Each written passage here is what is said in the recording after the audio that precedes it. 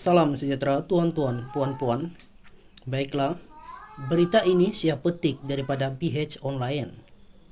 Kalau dia kata PN berlagak bersih, saya nak media tanyakan pada Mat Muhammad Hassan ada tak pada April 2019 Tok Mat datang ke rumah saya minta tolong itu sahaja soalannya supaya dia boleh jawab, kata Setiausaha Agung Bersatu Datuk Seri Hamzah Zainuddin. Hamzah mengulas kenyataan Muhammad semalam bahawa PN adalah parti yang berlagak suci sedangkan PN bersekongkol dengan Pakatan Harapan PH untuk menipu rakyat pada pilihan raya umum ke-14 PRU14. Hamzah yang juga Menteri Dalam Negeri berkata beliau tidak mahu membangkitkan perkara yang bukan-bukan membabitkan Tok Mat, justru meminta timbalan Presiden UMNO itu juga agar tidak mengeluarkan kenyataan jelik terhadap Bersatu. Jadi janganlah bangkitkan isu-isu yang seolah-olah memberi persepsi bahawa PN ini adalah sebuah parti sama macam BN, katanya ditemui selepas hadir pada kenduri rakyat Pondok Daerah mengundi PDM Sungai Rambutan malam tadi.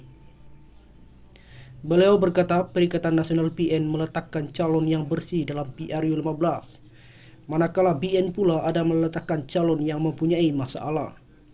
Sepatutnya orang yang bermasalah itu tidak menjadi calon lah, itu perbandingan antara BN dan PN. Menurut Hamzah, tindakan Tok Mat mengkritik PN seolah-olah kerana beliau mula berasa takut kepada gabungan itu sehingga terpaksa buat cerita yang bukan-bukan. Presiden dia sendiri yang bercakap dalam program bersama MIC. Tok Mat Hassan akan masuk dalam, bukan kita PN yang cakap. Kalau betul tak Tok Mat akan masuk dalam apa kesnya? Jadi kita cuma nak peringatkanlah dia, Tok Mat Hassan katanya.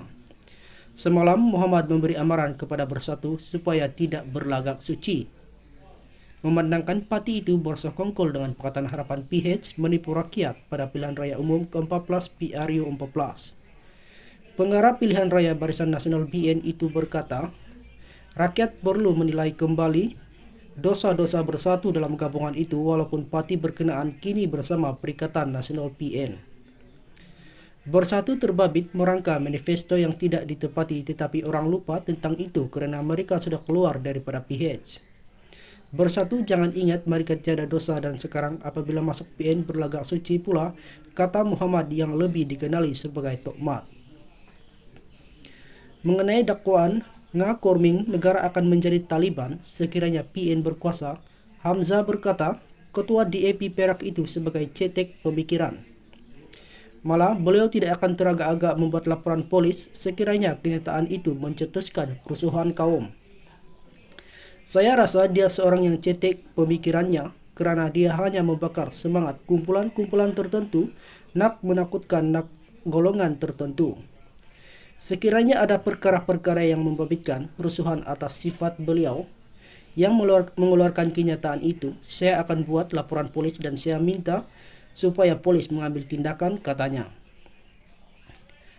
Koming semalam mendakwa dasar pelampau yang di ketengah pas mengenai perjudian arak, konsep dan pengasingan lelaki dan wanita sememangnya mengancam nilai sekular dan kepelbagaian budaya negara. Katanya, dasar berkenaan akan menceroboh kebebasan orang bukan Islam serta membawa kepada penghijraan pelabur asing yang secara langsung memberi kesan kepada ekonomi.